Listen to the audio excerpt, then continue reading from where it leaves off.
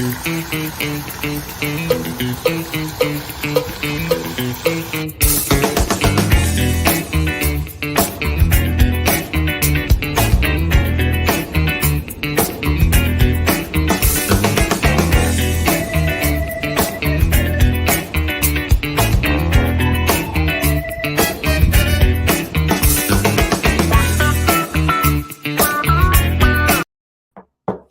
my friends. This is Andy Falco Jimenez coming to you live from Yorba Linda, California for Vote, PYL Vote. And just in case you're wondering what that little bit of, oh, there it is, that little thing on top of that's the map of the PYL area, which of course includes Yorba Linda, Brea, Placentia, Fullerton, and Anaheim. Little slivers of the Fullerton and Anaheim, and then a great deal of Placentia, of course, because Placentia is the first city in that name, Placentia Yorba Linda.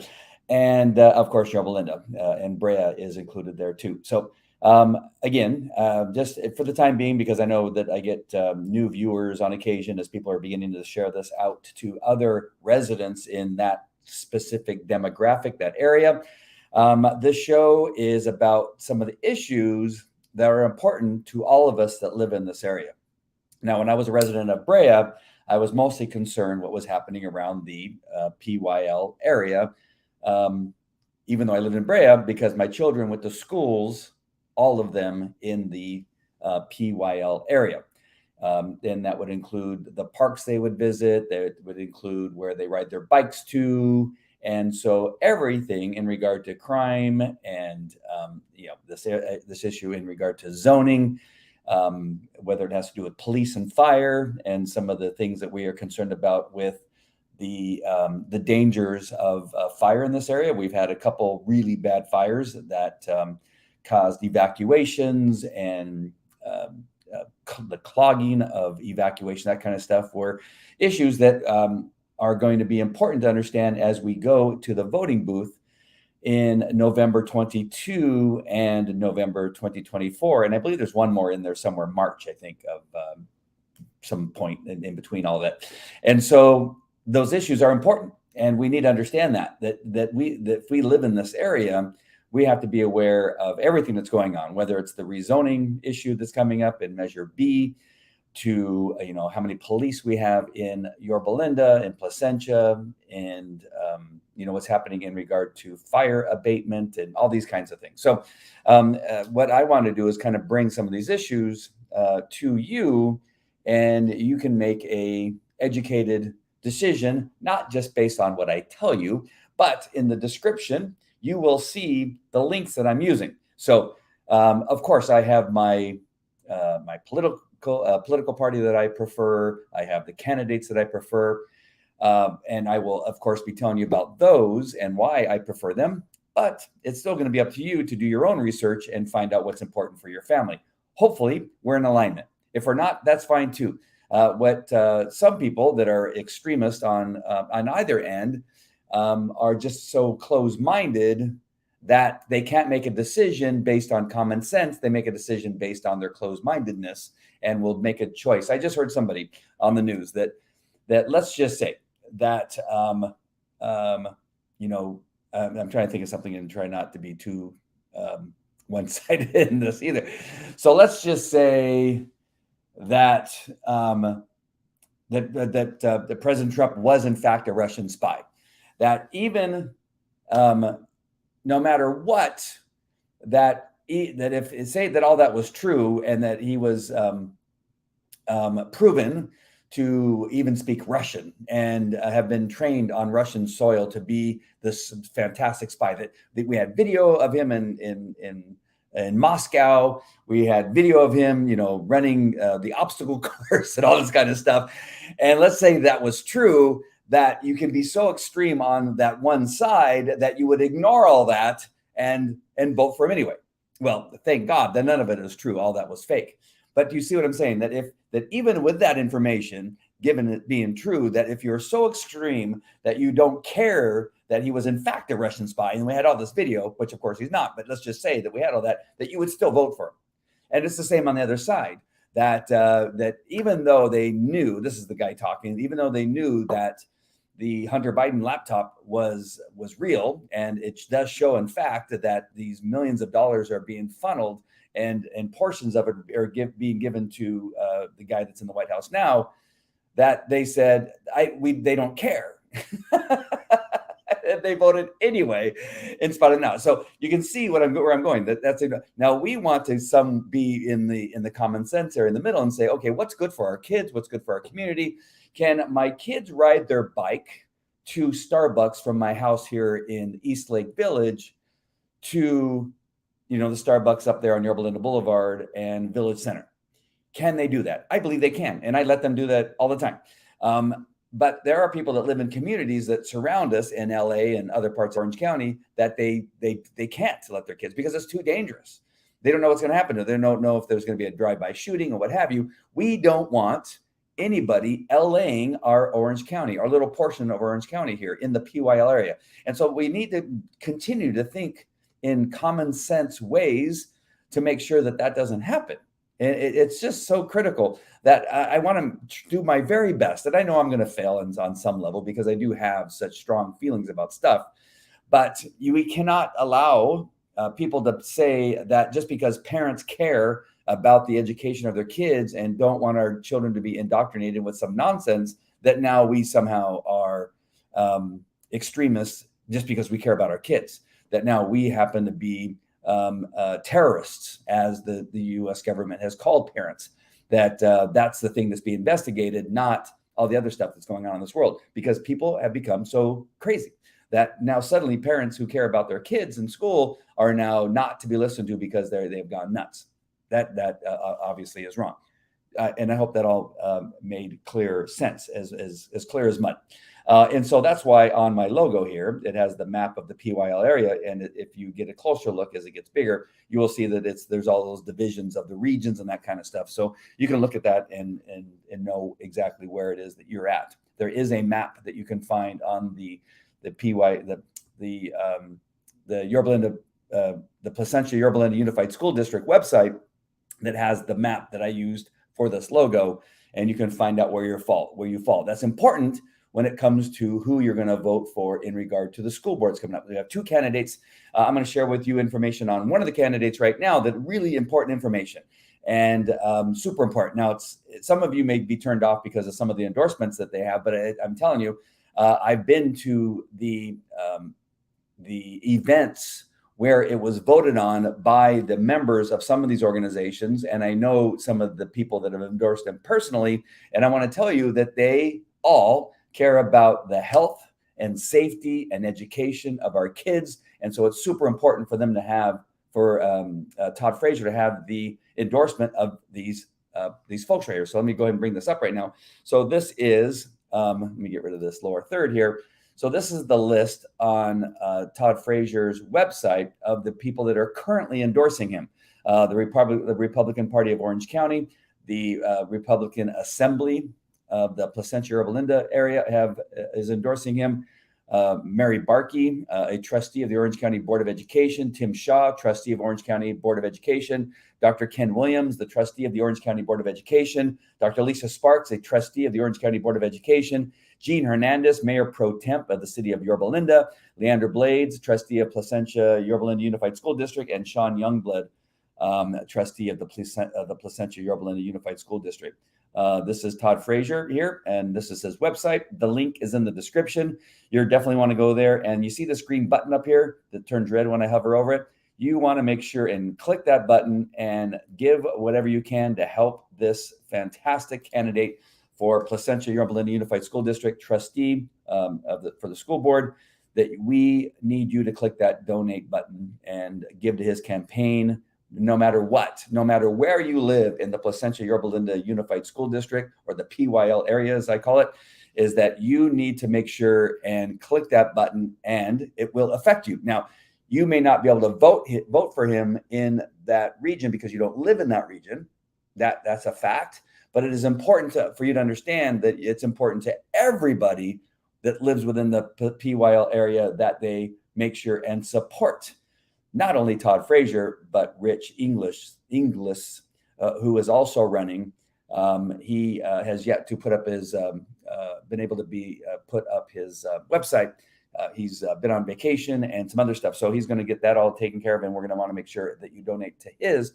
He's an attorney and another really qualified person. And because of him being an attorney, being a very good attorney, is somebody that we need on the board because some issues come up that we will need his expertise. The same with Todd Frazier, who is an accountant, and we very much need his expertise when it comes to the how the money is spent in the PYL USD district. All right. So this morning I had the great opportunity to Rich Engel. Did I do it again? Sorry, Sharp. I do that all the time. Rich Engel. Yeah, I don't know why. There's certain names, like I can't remember what's her name, Freeman, Karen Freeman. I always mess up her name all the time. So thank you, Shar. I just, there's certain names. I don't remember the names of my kids. I have 6 kids. And those of you that have a lot of kids, I'm sure you do the same thing where you call, them by the other children's name. My parents did the same thing. My mom called me Ed all the time. That was my brother's name. And I'm going, Mom, I'm not Ed, I'm Andy. And so forgive me for doing that. Rich, please forgive me when you're seeing this, that you forgive me for constantly messing up the name. It won't be long before I could say, Rich Frazier or Todd Engel. It won't be long before I do that. All right. And so again, I had the great opportunity of having coffee with one of the city council members. Hold on, I want to bring up this website really quick. I meant to have it up earlier, but of course I didn't do that. But here we go. All right, let me share it really quick. Some of these things take just a second for me to make sure and get them put up here. But there we go. Okay, so we had breakfast. My wife and I had breakfast with Tara Campbell there on the lower left, as you can see. And then to her right, which is Dr. Beth Haney. Oh, I'm sorry. I'm going to get rid of this. I keep putting that up. Beth Haney. I will be interviewing Beth on this very show next Monday at noon. So it'll be a lunch and learn. We're going to be talking about Beth, and she's going to be talking a lot about this rezoning issue that's coming up. But today we had breakfast with Tara Campbell, and it was a great opportunity. So here at the East Lake Village area, there is a clubhouse where she met residents of this area, and we were able to sit down and ask her questions. And of course, the majority of the things that we talked about was this rezoning stuff. And there's no way that I'm going to be able to give you all the information that's on there, but I am going to direct you to the website that I have put in the description, and that is the website that's called ylhousingelementupdate.com. ylhousingelementupdate.com. You're going to go there. Just go ahead and go in the description and click on the link when we're done with the show, and you're going to find out all the information, the frequently asked questions about what it means to Yorba Linda and other cities in California, what it means to have their areas rezoned for high capacity residents, because the Sacramento is forcing cities to rezone for larger capacity apartments, condos, affordable housing for people to be able to move to areas where they may not normally move. And so I think Tara did a great job of talking about it. I do got to tell you, and I mentioned this on the very first show, if you weren't able to watch it, there are people that are in our community that, again, that rightfully so. Sometimes we get so, I want to say excited, but it sounds like they get happy. It's not excited. They get so frustrated with sometimes finding out things so late. So this has been going on for a very long time, maybe 4 or 5 years or something like that. I can't remember exactly how long it's been going on. I think if I go to the website here, it'll probably say when it first started. I thought I saw a date on here somewhere, but there, I mean, all the information's on here. I just don't want to sit here while I'm on here and try to click and find the exact date. But it was a few years ago that all of this began. And there's some people that are saying, hey, how come we didn't know about this? How is it possible that this was all happening and nobody notified us? But there is some level of responsibility for community to go to city council. This is what I found out about the school board, is that our non-attendance, our lack of interest of what was happening at school boards led us to the problem where we're at now, that it's just like, wow, we have some really incompetent people on our school board. We just spent $630,000 on something called iReady that does really little to educate our kids. Yet we spent $630,000, and we do that annually for an online program that the teachers put the kids on in the school while they're in school. So they put them in online training programs, and then some kids have to stay in during their recess to be on it. We were spending $630,000, just voted yes. 3 of the members voted yes to put that through for another year after parents said no. The reason we have these problems is because we didn't show up and pay attention to what was going on in our schools by showing up at the school board meetings. Same thing with city council meetings. We don't have this. We think that the people there are representing us, and sometimes they are, sometimes they aren't. Sometimes there's things going on that we really should know about, and they're happening, and we really don't care about them until they really begin to affect us, or somebody finally tells us, hey, did you know that they're going to move in some thousands of people into an area that right now is overcrowded as it is, and that is without a high capacity apartment complex of some sort, low income housing. And you're going, wait, when did this happen? When did they start talking about this? Oh, they started talking about 3 years ago. And then now they're upset. Now they're angry. Now they're protesting. And a little bit of it is our own fault. I have taken full responsibility for my inactivity in school board meetings and have said often, this is because I didn't show up. Why is all this happening? Is because I didn't show up. Why do I not know about these horrible things that are going on in our schools? And I thought our schools were one of the better schools in the country. In fact, we're no better than some of the schools. Our grades are below 50% of ability of children to be able to read, do math, write. We're below 50% in the 43 percentile in some areas, and I think even drop down in the 30 percentile in some areas. In the world, our children are something like 40th in all of the schools in all the world. So we really have to take ownership as parents of not being involved. And now we're being called terrorists because suddenly we've become involved. City council meetings, same thing. Rezoning, this has been going on for a very long time. So now I'm telling you, you need to click on the link, learn all about it. It may be too late in some ways, but it's not too late to vote on Measure B, which is coming up. And the vote that you're going to have on November of 2022 is to vote no on Measure B. And there are going to be some consequences, but I think, just like what I was saying in the school board meetings to the school board and the district, is that their argument is, and I think the argument here in regard to rezoning, is that Sacramento has made these rules and we have to comply or else. And I like to say, or else what? Or what's going to happen? And in this case, they're going to fine the city of Yorba Linda $600,000 a month if we don't do what it is they want us to do. But then we have always, like I was saying in school meetings, well, let's fight back, and then we'll sue and go to court, and we'll do a whole bunch of things that we can push back and see where that goes. We have churches during that pandemic who refuse to close. Calvary Chapel Chino Hills is one of those, and that's the one I go to and have gone to ever since. He refused to close. There's others throughout the state, and there are churches that closed, and they deserve what they get. But the ones that didn't close and they got sued by the state, they got fined. They refused to pay the fines. They just won in court.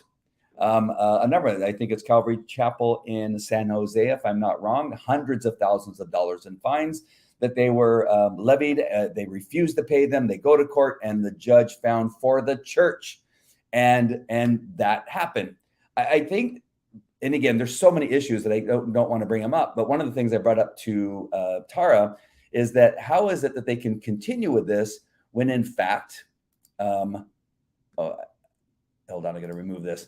When, in fact, the population in the state of California is actually shrinking and dropping. Let's see, we're going to go to, here we go.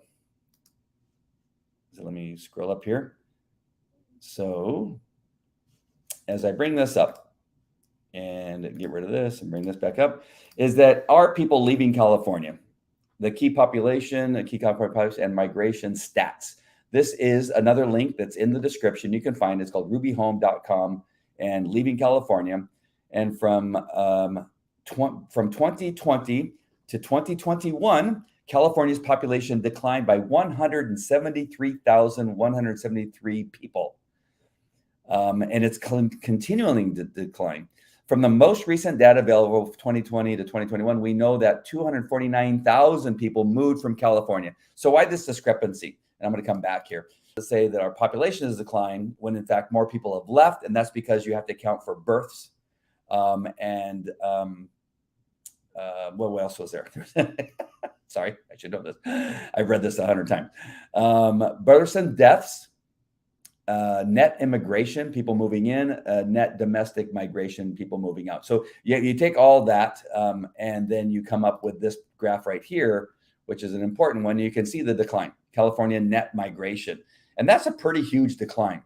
So why do I bring this up? It's because the reason, and you can see it on some of the videos that are in that, that Elements website that's on there, that talk about why the rezoning, why the state is forcing it, is because at the time when this was done, there was a rise in population, or at least coming off of a rise in population. And the people in Sacramento, believing that it was going to continue to rise, they said, we have a homeless problem, which is their fault anyway. So they create a homeless problem in San Francisco, Sacramento, in Los Angeles, through a whole bunch of reasons that most of you know, but again, that would be a whole nother show. And so you have the combined problem of homelessness on the increase, the combined issue at the time, which was back here, we had in 2014 to 15, there were still people coming in. And let's see here, let me look. So all the way up to 2018, 2019, the population was increasing up to 39,250,000 and above, and now it's declining. So now so during the time that they had decided they were going to do this rezoning stuff because they felt it was necessary due to the population rising all the way up to 2019, not anticipating it was going to be dropping, I think that by the time all these Measure B, if we vote no, so that we don't comply, which is a simple way of putting what Measure B means, and you're going to have to read it more about it, that by the time we get to court, I think one of the arguments is, hey, the problem and the reason they did this is because of an increase of population. By the time we get to court, we're going to have a substantial decrease in population and people leaving California. And I think the argument is, hey, you thought we needed it. Now, in fact, we don't need it because we have fewer people in California by a large number. So even with births, even with immigration, we still are at a place where over the last year and a half or so, 2 years, we have lost over 179,000 people here in the state of California. So it's important for you to do your research. It's important for you to click on the links and find out what, in fact, the YL housing element update, what it all has to say, and what it means to vote yes on Measure B and what it means to vote no is important for you to be able to follow along and make an educated decision, but a really important website to go to so that you can see. Again, one of the things is that we'll get fines of $600,000 a month, revocation of housing element certification. It says here in parentheses, Encinitas nearly had their housing element revoked by the state. Nearly. See, I mean, there's a lot of things here that are nearly and threats and that kind of stuff. And I had no problem suggesting to the school board and the district to push back against some of these things. And I'm going to come back to what some of the things that are important to understand about what the CDC just came out with, because I think if we had pushed back, we would have won. because right now, based on what the CDC is saying in regard to all the things that we are arguing about at our schools, about closing the schools, masking, social distancing, and all that kind of stuff, we found out that nothing that they did stopped the spread of the thing. That if I say it, it will probably get me banned. So you understand what I'm telling you. Vote no on Measure B is the way that I'm going and the way that I suggest that we go. And then by the time we get into court, we have some really strong things that we can move to. And I say we like I'm going to be in the courtroom. I think as a city, and if we have the right people in the city council and the right council for our city council, that we have a strong position as to why. We have fire dangers, and you're going to put more people in that area of the Savvy Ranch area. That's one of the primary areas that they're thinking about putting people, another 3,000, 7,000, who knows how many people they want to put over there. That in the last fire that they needed to evacuate people, and there was a bottleneck because of the difficulty in getting people in and out of the Savvy Ranch area. Now you're going to add, you can't add another couple hundred people, much less thousands of people. We have businesses that grow, right? So the population in the area grows overnight because at night people leave the businesses, the restaurants, the parks, all the things that are in that area to go to their homes in the surrounding area, whether they go to Corona or Anaheim or LA. And then the sun comes up and then all these people come back. If there's a fire or some disaster, some reason why people need to be evacuated during the day, when not only you have the residents, you have the schools in session, and you have the hundreds of people that come into that area because they go to work there, you have a disaster. You add a high capacity building and low income housing in that area, and we are going to have a huge problem in that area because of this rezoning area. So again, go to the website, go to the city council meetings, listen, don't get all crazy. Don't start necessarily yelling and screaming at the people. Again, I understand because I get upset myself at some of the nonsense that's going on there, and the things I'm hearing about some of these people is really strong, and so I got to tell you, this morning, this breakfast with Tara was breakfast with this coffee with Tara was a great opportunity to hear from her what she had to say. To take a look at her body language when she spoke. That's important as a detective with Anaheim Police Department, police officer. Watching people's body language when they speak is important to me. My wife's former, contractor with the FBI. Her and I both had a little discussion, like, "What you think?" And I thought that she did a good job and spoke well and discussed these things pretty strongly. There's a number of other things we spoke about that I'll probably get to on some level here. But I hope this all makes sense. If you're watching and you have any comments in regard to what I've talked about so far, which is about Todd Frazier and his endorsements, or about Measure B, or the rezoning in and of itself, go ahead and please comment. The comments are what actually pushes out this particular broadcast to other people. So your comments, whether you're watching on Facebook or YouTube or Twitter or Twitch or Rumble, please comment and please share and please let people know about this broadcast.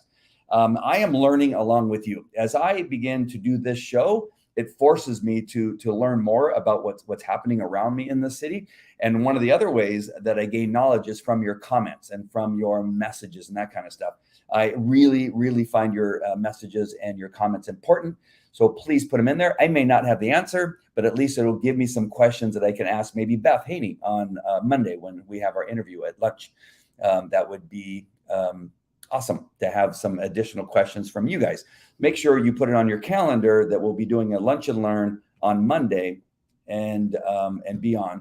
I will do my very best to get it scheduled so that you can see that it's coming, and you can hit whatever button it is that you are following. On YouTube, it's a bell. On Facebook, it's, make sure I get notified when this goes live. I don't know what it is on Twitter. I don't know what it is on Rumble, but it will be on there somewhere. All right.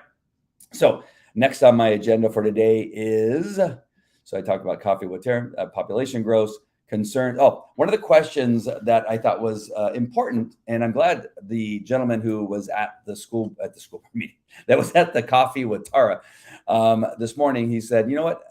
As a new resident, and I get so spoiled living here in Yorba Linda with the peacefulness of this city. Now, and I should knock on wood, I should praise the Lord, that, we're very fortunate where we live. I think even, Brea and parts of Placentia and Fullerton and even Anaheim, where I was a police officer for 21 years, we're fairly lucky for the most part.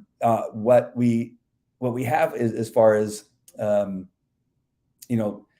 less crime than some of the surrounding areas, Santa Ana, for instance, and areas of Riverside and Los Angeles. That we live in this little bit of a bubble here, but yet we do have a criminal element that seems to be kind of encroaching in our peace. We've had some smash and grabs at some of the local businesses that we have really not seen. Now in Anaheim, I when I started in the 80s and 90s, there was a lot of crime, and it was a lot more fun. When you're a cop, crime is actually fun because you're arresting bad guys, you're chasing them, you're running after them on jumping over fences, and you have police dogs and you're chasing them down. I would come into Yorba Linda on occasion, working at Anaheim. I'd occasionally go into Brea and Placentia, of course, quite often to chase bad guys and that kind of thing. And so that was kind of fun. But now that I'm retired and a citizen living in the area, now I don't want crime. Now, now go away, crime.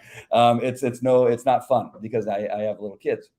But he brought up a good point and said, what's happening? Because now that he says it, we have seen a few more homeless people, which I do have. I've worked with the homeless for so many years as a police officer and had to deal with, the drug abuse and the alcoholism in relationship to homeless people. But there are some homeless people that have just had a twist in their life that has caused them to be homeless. And for sure, some of them need assistance, a leg up, a hand up from churches and that kind of stuff. And so there is some aspect that, these people need some help. Some people, obviously, some mental help. And so, but when it affects our way of living and the level, and because along with homelessness, also on many occasions brings crime. You got to be quite honest. If you look at some of the videos that you see in these homeless camps that we see in Redondo Beach or some of the beach areas, and it's escaping me now, but you know what I'm talking about, in LA. Even in Beverly Hills, we see a lot of homelessness, and you see the crime that is associated with it. That we want to be careful that we are not only being kind, but we are also being vigilant and not letting it take a stronghold in our area. So with him bringing that up, I brought up something that I kind of forgot about and was pleasantly reminded of, is that they have done a great job in North Orange County of mitigating the possibility of homelessness camps in the North Orange County area. And you have to say that because in South Orange County, they've not done a good job of what I'm going to share with you now, just so you have a good idea of why we should support our city council and what's happening around it, because there's many things that they do a good job on. And one of these things is making sure that they follow the law that enables law enforcement to make sure that overnight camping on our sidewalks and in our parks and in our business complex doesn't occur. And there's only one way that this happens, and that is through making sure that we have places for the homeless to go. So here you can see this article. Now, this is the newest article I can find. It's from March 28th, 2019. So it says that this is in progress when in fact it's done. And I'm sure that there's probably more being done, or more has been done since 2019. But North Orange County, and this says North County, which is Anaheim, Buena Park, Placentia, Fullerton area, has moved ahead with homeless shelters. And why that's important is because of this section right here, down here, if I can find it. So here in this area, if I can highlight this part, I think this is where I find it. It says U.S. District Judge David O. Carter, who presides over the lawsuits, has warned cities against prosecuting homeless people for sleeping in public places if the homeless population is greater than available shelter beds. a ruling by the Ninth Circuit Court. Man, did we hate the Ninth Circuit Court as law enforcement, and probably still do. But the Ninth Circuit Court of Appeals last year mandates jurisdictions can't prosecute homeless people for camping in public spaces if there's not enough shelter beds available to them. And so because of that, the North Orange County cities, which again are Yorba Linda, Fullerton, Placentia, Brea, Anaheim, I may have missed one there, and La Palma's in there, I'm sure, and Cypress, and those, is that they made sure that they increased the shelters and have been doing so since this ruling came down. And it makes it possible. One of the reasons they were able to make a dent with the Santa Ana riverbed and some of these other areas is that they had these shelters that they had created. And you can see that, you know, a lot fewer, much fewer. I don't know if that's a good way to say that, but fewer homeless encampments are seen in the North County area. What Tara brought up is that, man, we, really happy. She happens to be on the board of directors of one of them. I'm not sure which one it is. She had mentioned it. I think it's the one in Fullerton. I could be wrong. Tara Campbell, if you're watching, or if you see this, could you please let me know through the comments. And very proud of the people that made sure that happened. And so that's important to know, so that when you do see somebody making an encampment and camping overnight, that law enforcement can be called. And again, the squeaky wheel gets the grease. That if nothing's done, because in some cases there could be a bunch of other stuff happening, domestic violence calls, robberies happening. Maybe there's a big gigantic crash where all the police are tied up. And maybe sometimes when you call, that homeless person doesn't get moved on. But if you call and they continue to sleep in a location, you continue to call, it does two things. And again, I'm trying to be mindful that these people need help, but we also want to make sure that we maintain the peace and serenity of our cities by helping people find place to go, not just simply criminalizing what it is they're doing. Some of the people surely need help. Some of the people have screw loose and need help. Some people are, just so badly infected by their disease of alcoholism or drug abuse that they need to go somewhere. So they've made that possible, made that something that could happen. So just call. If homeless people are walking around, that's not against the law. Walking on the sidewalk and they're pushing a grocery cart, maybe the theft of the grocery cart is a crime. But listen, there are some things that we are going to simply have to live with as a society. But it's the camping overnight, shooting up in public, which we call, if somebody's under the influence, it's 11550. And if somebody's under the influence of a narcotics, that's a different crime, but you can call if you believe somebody is under the influence. Being drunk in public, trespassing, all of these things are laws that are important to understand when you're calling to let law enforcement know what's going on. Somebody simply walking down the street is not against the law, but panhandling, all these things are something that you need to make sure and make people aware of. But again, our community, the PYL area, in many cases has done a great job of making sure there's enough shelters to allow law enforcement to do the job to enforce these laws of overnight camping. I hope that all was made clear. Do I know what time? Is that? Shar, is that it'll be noon. If you're talking about my interview with Beth, that'll be noon on Monday, is the time. And Shar said, I'm seeing a lot more homeless in Yorba Linda, new people I've never seen before. Do we know why? That was one of the questions about and I can say, you know what? The reason why is because there's so many.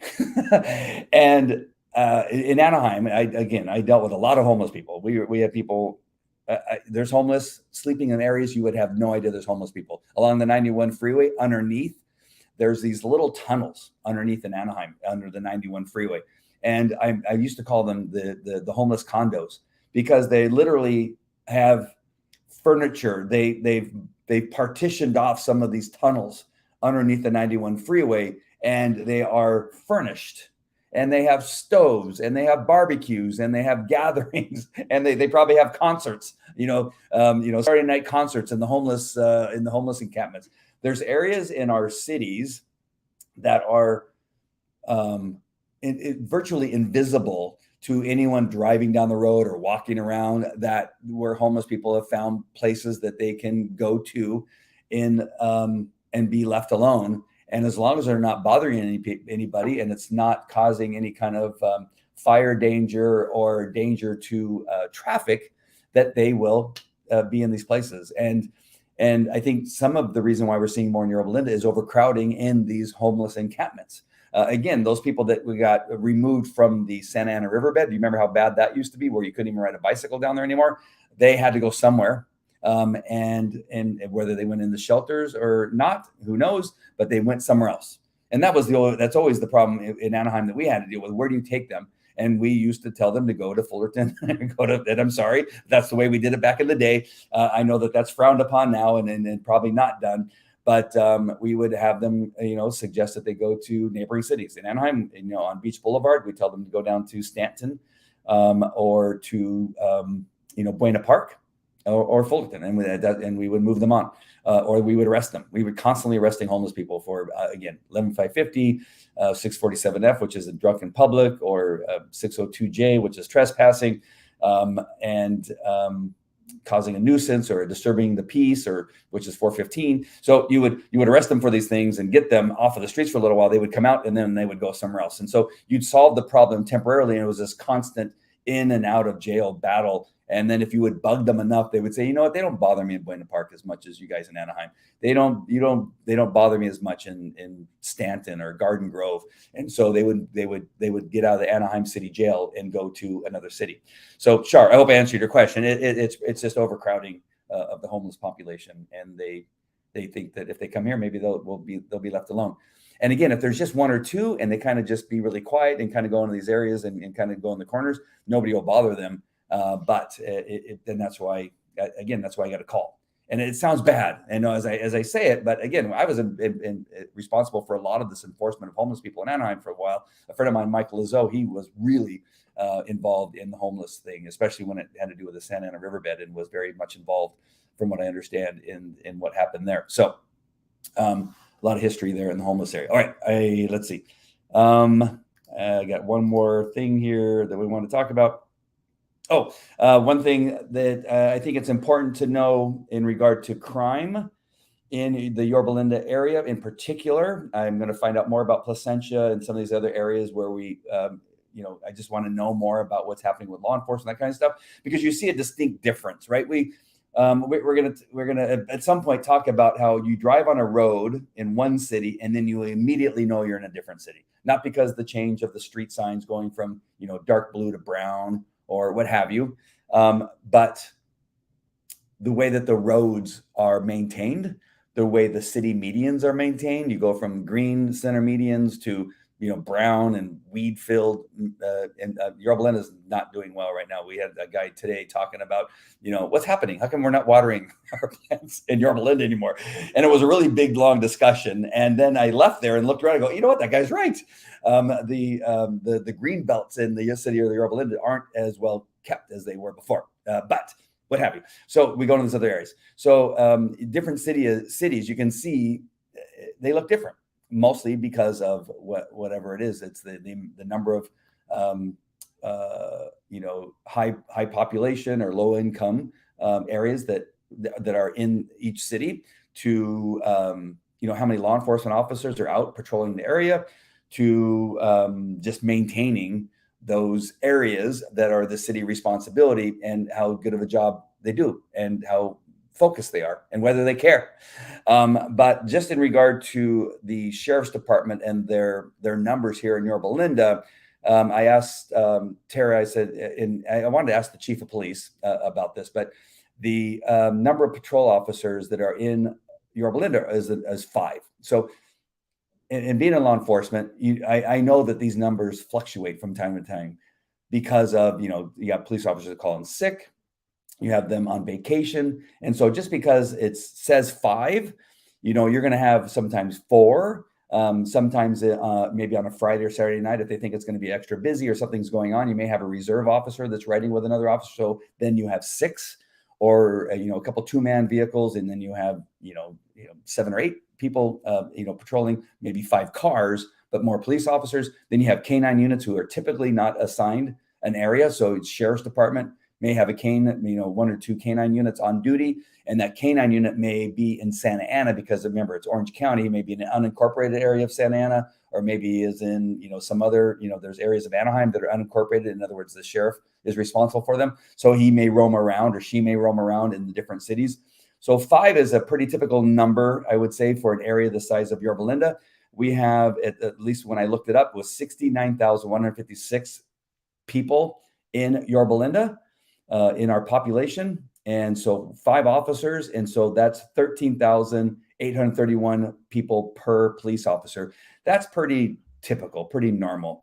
In Anaheim, it's so large. Anaheim is a really large city, and it's divided up into 5 different sectors. I'm not sure exactly how it's divided up now, at least when I was there, which was several years ago. It was 5 sectors. I think they do something slightly different now. But then they would have about 5 to 6 officers in each one of the sectors.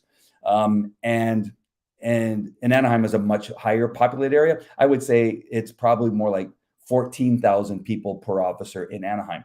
Now, what's really different about Anaheim and Yorba Linda, and the only reason I'm bringing that up is because I worked in Anaheim and I can tell you these slight differences.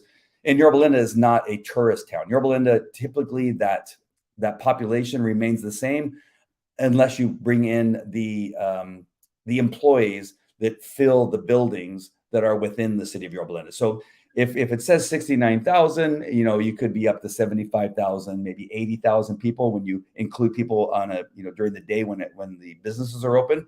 But that's the only thing that makes a difference. In Anaheim, you have the convention center, you have Disneyland, you have hotels like crazy in Anaheim. And so that the number of people, I didn't put down the number of people, but you can double the number of people in the city of Anaheim, but the department doesn't double. So they're much worse off because of the number of hotels and amusement park and that kind of stuff in these other cities. Like Buena Park has Knott's Berry Farm and hotels. So Yorba Linda, we're very lucky. When you see that number, you can think, well, that 13,831 per officer. That seems like that's a lot of people for one officer. Well, we're actually pretty lucky because we don't have the fluctuation of tourism and all that other kind of stuff. I think that's good. One last thing, in the Anaheim Hills area where I worked a lot, there's not a lot of crime in that Anaheim Hills area. And so those officers aren't constantly running from call to call to call like they are in downtown Anaheim. So the officers assigned in the Anaheim Hills area, as I did, I often would come into Yorba Linda to help out because they would say, hey, all of our officers are tied up. Can you send an Anaheim officer up into our city? We need help looking for a bad guy. We need help coverage because we have a huge crash. All 5 officers in Yorba Linda are tied up on this crash with traffic control, investigation, all this kind of stuff. Can you send 2 officers into Yorba Linda from Anaheim or Fullerton or Placentia to support the calls that are coming in? And that kind of stuff happens all the time. So I wanted to just bring that up to say, you know what, I think we're pretty good here in regard to the number of officers and coverage when it comes to law enforcement here in Yorba Linda. And then one last thing is that we have the 91 freeway that's pretty close to the Savvy Ranch area. But again, bad guys love the freeway. And so we also see maybe less of the smash and grabs. Again, it's unusual that we had one not too long ago, but most of that or some of that reason is that we're not that close other than one little part of Anaheim they're not freeway close. So a lot of crimes happen along the 5 freeway, the 91 freeway, the 57 freeway. And there's another one there that I forgot, 22 freeway. Oh, 55. And so there's crimes that are close in the banks and the liquor stores and 7-Elevens. A lot of the crime happens to those places because they're freeway close. They commit the crime, they jump on the freeway, and they're in LA or Riverside right away. And that's why you'll see more of those. So I just wanted to end on a positive note that I think we're doing good. The chief of police seems like to be a really nice guy. He and I were not together. We were in the same restaurant, a sushi bar here up on Yorba Linda Boulevard and Valley Center. And he was in there and he started chatting with the people. He seems to be a really nice guy. I put the link to his page on the Yorba Linda Police Department. It's the Sheriff's Department, and his email address and phone number and all that kind of contact information. If you have any question, Tara also pointed out that he's really available and open to discussion and that kind of stuff. So make sure and give that a shot. All right. I hope all this information was helpful. I'm going to continue to do more of this and research and help, I hope, bring some of these issues to the PYL area. I hope you like the new intro. I'm going to be kind of tweaking that a little bit more. I see some things I want to change already on it. Again, make sure and comment when you see this broadcast. If you're watching on a replay, please comment, even though it's a replay. I will still see it, and share it out. Make sure people see this. The only way that I can ask questions of Beth and anybody else that I may be interviewing on this particular show, or maybe even meeting not on the show, like today when I was there with Tara, I could ask a question because I'm going to do my very best to be active in these things that are going around this community. And I will be able to ask your questions. Maybe you work most of the day and that kind of stuff and have difficulty getting to some of the city council meetings or the chamber, not the chamber, the school board meetings. But so ask your questions and I can add them to the list of things that I will be asking some of these people when I see them. All right, my friends, I hope this has been helpful to you. I'm now going to play my intro as an outro because it's the only thing I have. I hope you have a great day, and please share, like, and subscribe and do all the things you need to do so that you can stay tuned to what it is that's happening on Vote PYL Vote. All right, my friends, love you. Take care. Bye.